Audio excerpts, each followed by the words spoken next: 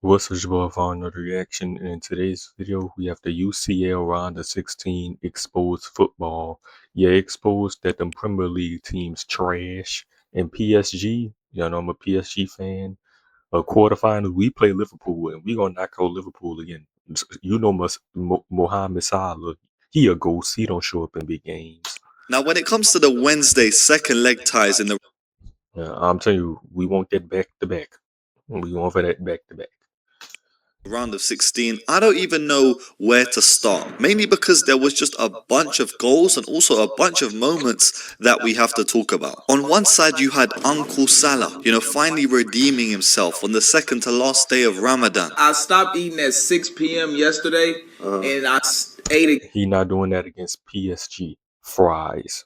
again at 6 p.m. today. And on the other side, you had Newcastle absolutely getting destroyed by a Barcelona side that still don't even look that good. So yeah, let's just... Barcelona's defense is horrible. A lot of people comparing Barcelona. I feel like we're better than PSG. It would be an amazing game if we played. I feel like PSG gonna win, bro. We got a better defense than PSG, but bro, they be saying like PSG and Barcelona play the same. They don't care how many goals they concede. They just want to outscore you. dive straight into this. Bro, our defense not that bad, bro. Our defense is way better than Barcelona. Barcelona defense, BJ, bro. I'm telling you.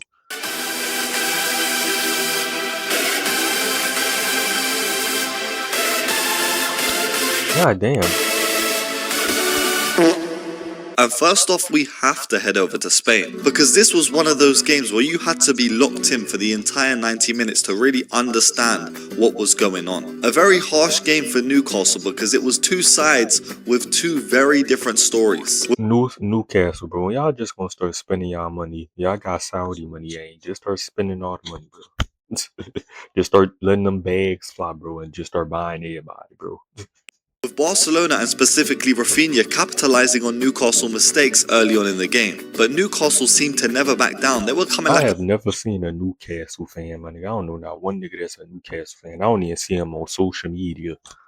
The honey badger in this game, and the main guy that was representing Newcastle, Anthony Elanga. On the 15th minute, Anthony Elanga would tie up the game, and you're thinking, okay, this is not going to be an easy one for Barcelona. Coming into this game, it was 1-1 on aggregate, but the general consensus from football fans is that when Newcastle go over to, Barcelona, and they have to face them at their home, yeah, it's a long day. I can't lie, they're not coming out unscathed. But Anthony Elanga had just sparked some hope into Newcastle fans, and they were ready for a historic night. But then just 2 minutes later, it's a set piece, a ball across the box, and it's Bernal who taps it home. Now it's 2-1. But Newcastle weren't going away. They were like a bad rash. Yamal tries a little back heel. I think it's Lewis Hall that picks up on the ball, gives it onto look at that defense, bro. The left-hand side. The ball gets put across the box. Look at that, bro. Anthony...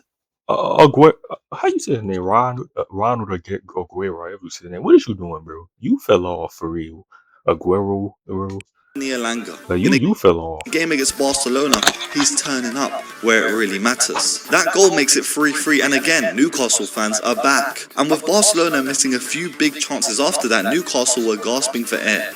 Bring me to that, the changing rooms, bro. Please, give me a half time. I need a little pick me up. Give me a Red Bull. But in stoppage time of that first half, Lamine Yamal outside the football into that right channel. The ball gets put across the Lamine Yamal different, bro. Yamal different, bro. Box, and Rafinha looks like he's about to tap it in, but no. Kieran Trippier, you ain't going nowhere. Come here.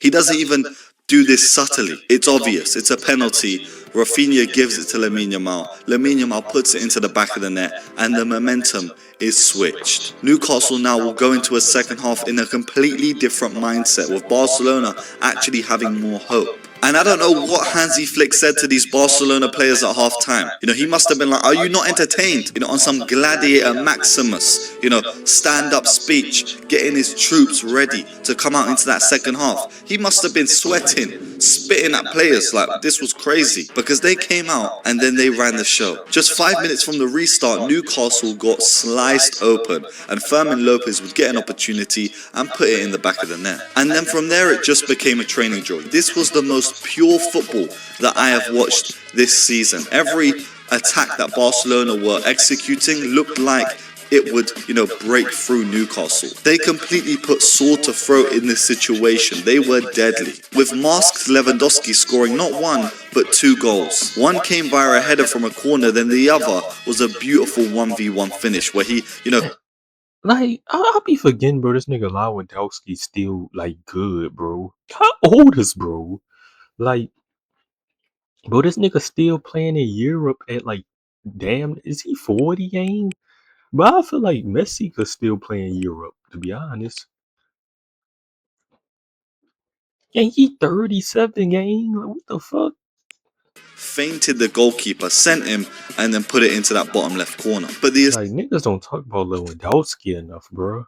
assist for the goal was brilliant too, with Lamine Yamal picking up the ball from deep, driving at a defender, playing a ball through, and then Lewandowski, with time and space, he composes himself. In these situations, you're saying Lewandowski is more than likely going to finish it, especially if he missed earlier opportunities in the game, and he does so. And to top it off in the 70th minute, Newcastle can't contain themselves. They want to get in on the action too, so they give the ball to the Barcelona players. Rafinha receives it, puts it into that corner, and it's now 8-3 on aggregate. A dominant performance that they will look to replicate when coming up against Atletico Madrid in the quarterfinals. And it's Atletico's game that we need to talk about next, because Tottenham, you know what? Let's put our hands up and say this. They did okay. They strolled into this game 5-2 down. At this point, what is the point? Just go home. But with previous iterations of Tottenham squads having this comeback gene within them, anything is actually possible. And despite Tottenham getting let off early, I think Atletico had a goal ruled out. They would get the first goal in the game via Kolo Muani. And then after that, these Tottenham players just puffed out their chests a bit and just started playing football. The likes of Archie Gray having moments, Xavi Simons having moments, Vicario pulling off some saves. Tottenham would get a big opportunity That's good ball movement. in that 34th minute, and if they had capitalized on it and Nigga ain't scored. then there would have Come been on, a bunch more faith in this game for them to actually make a comeback. Because going into halftime with a 1-0 lead wouldn't be enough against this Atletico Madrid side. All it would take would be one mistake from Xavi Simons before an Atletico counter-attack. And with the ball eventually being played to Lookman on that left-hand side, he would look up and say, oh, Julian Alvarez is in the middle, let me pass across to him. Alvarez, back to goal, turns, what his name is? swivels, shoots, top corner. That's Lookman. Yeah, he just says that. That's Lookman. Yeah, this guy is ridiculously good. You just watch his game, Yeah, so Alvarez underrated too. solely, and you just see the level above that he is to everyone on the pitch. That goal would make it 6-3 on aggregate, but Tottenham, it's not over yet. Who Atletico played? Atletico play Barca? Who they play? Oh, they play that's La Liga. Oh, they play Barca. I got Barcelona though. Atletico did get Barca some problem. Do get Barca some problems sometimes, but I got Barca beating them. Because Xavi Simons answers back just a few. Wait, let's see. Damn, them niggas play Real Madrid tomorrow, Barca Saturday of April 4th. Then April 8th, they gotta play Barcelona again game. What the fuck? Damn. Minutes later, a brilliant goal whipped into that far right corner has just sparked some belief in the Spurs fan base. And they continue to charge at this Atletico Madrid side, with Pedro Porro having opportunities saved by the Atletico Madrid goalkeeper. Another goalkeeper, by the way, pulling out some amazing stops. I forgot his name. On the 68th minute, the ball would be played down the left-hand side to Julian Alvarez, and honestly, again, I just had to speak about this moment because he's taken on, Tottenham's entire defense. He's about to walk it into the back of the net and just about, doesn't pick the right little angle to shoot at Vicario. It doesn't go in. But again, Julian Alvarez, just a planet above. But can we talk about how Spain about to dog walk this World Cup? I got Spain winning the World Cup easy as fuck. I got Spain dog walking this World Cup, bro. The only team that might give them I'm not even France, bro. I don't even see France. Like, bro, I got Spain dogging this World Cup for you. everyone else. He's just in a different stratosphere. And then he's involved again with I don't care about no England. You know, England gonna choke again. I don't care about no France. Like, his corner leading to Atletico's second on the night. It's now 7-4 in aggregate, but still, these Tottenham players are showing fight. They would win a penalty late on with Xavi Simons putting the ball into the back of the net. And, you know, they were showing some passion, man. Tottenham, raise your heads high and continue in this manner for the rest of the season, and I guarantee you will stay up in the Premier League. It just seems like this might be the game that everything clicks. Igor Tudor finally getting his first win with this Tottenham side after, you know, a big result against Liverpool on the weekend. But of course, Tottenham are the only team that could win a game and still lose. You know what I mean? Like, they've won the game, but at what cost? You're not even going through. All the players are tired. Stamina bars are low. You got games to think about. You got relegation battles. So lock in ASAP. And from one English side to another, we have to talk about Liverpool that silenced the doubters. Bringing a game that they were losing 1-0 back to Anfield and completely flipping the tie. And from the off, you could just tell that these Liverpool players didn't come to lose. Yeah, they chose violence. Inside 25 minutes, Liverpool get a corner and it's played to the edge of the box where Dominic Szoboszlai just places it into the corner of the goal. He's honestly been Liverpool's best player this season and he stepped up in a big occasion once again. Wirtz would have an opportunity to double it 5 minutes later, but unfortunately he would miss. Then before half-time, Liverpool what happened to that nigga Wirtz, bro? He doing good, bro. earned themselves a penalty via a Dominic Szoboszlai. Salah didn't score it anyway, so karma is real, I guess. But this missed Come on, Salah.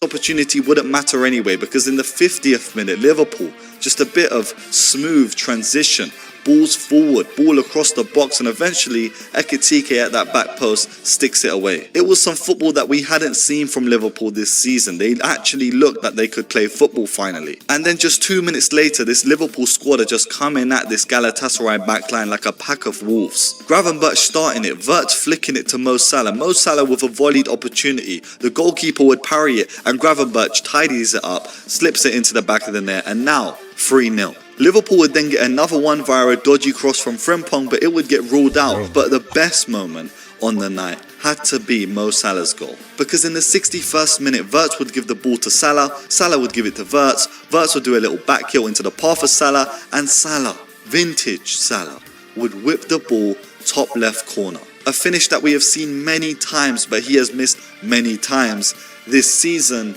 He's finally put it into the back of the net, and it's jubilation. And for Liverpool fans, this win could mean a lot. You know, this could be the turning point in the You got running the PSG.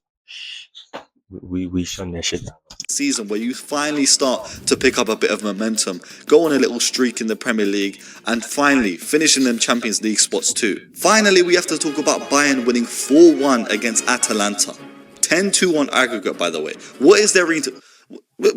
What is there to talk about? What is there to talk about? Seriously. Like, this game... People saying they scared, they think Bayern gonna beat Real Madrid. No. The Champions League is Real Madrid's heritage, man. This is their competition. No. Real Madrid gonna dog walk Bayern. They're gonna find a way, I promise you. was over before it even started. Put down the controller. Forfeit the game. You know, in FIFA, yeah, when I'm losing on career mode, y'all always say this. Y'all niggas were saying Man City was gonna be Real Madrid. Like, we all probably thought Man City was gonna be Real Madrid. Nigga, this the worst Madrid we done seen in years, bro. and it gets past 5-0, I'll just pause the game and forfeit, because at least the score will be 3-0. F this, I'm sorry, there's no point. There's actually no point. I can't win. I played 3 games already, there's no point. That's what Atalanta should have done. Stay in the dressing rooms, forfeit the game, don't come out. Because of course Bayern Munich were going to do what Bayern do. Harry Kane would score the first on the night via a penalty that was actually retaken because the goalkeeper came off his line the first time. Then in like the 54th minute, you know, Bayern Munich are just playing with their food, playing it on that right hand side. Eventually the ball would fall to Harry Kane and he's, you know, wriggled out of a situation looking like he's turned into Lionel Messi, turning a defender and eventually putting the ball in the back of the net. He's put the ball in the back of the net with like 4 Atalanta defenders standing around him. This guy is genuinely a Ballon d'Or contender if Bayern Munich win the Champions League this season. And that's a fact. And it wouldn't take long for Bayern to add another goal into their catalogue. With these Bayern players pressing, Atalanta would succumb to the press. Luis Diaz would eventually find, I think it's Carl on that right hand side, and he would slip it into the back of the net. Then in that 69th minute, Bayern Munich, a quick counter, a quick transition, they play the ball over the top. It's Luis Diaz in a 1v1 scenario, and he just finishes it. A lovely, a beautiful, a succulent dink over the goalkeeper in slow motion. It's 4-0. Winning 10-2 on aggregate, we just have to look at some of these round of 16 fixtures and say, what is going on? Some of these scorelines were absolutely incredible, but it also just showed the levels between the elite clubs and the ones that are trying to get to that level. The squads that are going into these quarterfinals are actually some of the best that we've seen in the last 3 years. PSG going up against Liverpool, Real Madrid against Bayern Munich, Barcelona against Atletico Madrid, and Hey, Arsenal, y'all getting Spartan Lisbon game, Sporting game. These niggas got the easiest opponent. What the fuck? of course, Arsenal having probably the easiest tie out of Yeah. all of them going up against Sporting. But still, these are very big games, and them quarterfinals are going to be a joy to cover. So you guys let me know if we should continue this series into the quarterfinals. And yeah, and of course, if you want me to continue this, just show some love. And of course, Make sure to come subscribe, Mo Deuces. Well, you showed your highlights. The fuck? Anywhere, right, will do a better job than. Maybe don't window shop, bro. Bought him off, try turn him off. You show highlights.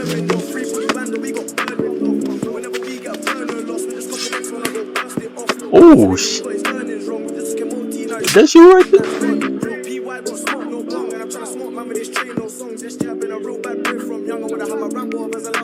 That boy dropped. I think that's him number 27. What the hell? Bishop comes to Shroud Road, do bro. Drop that boy in.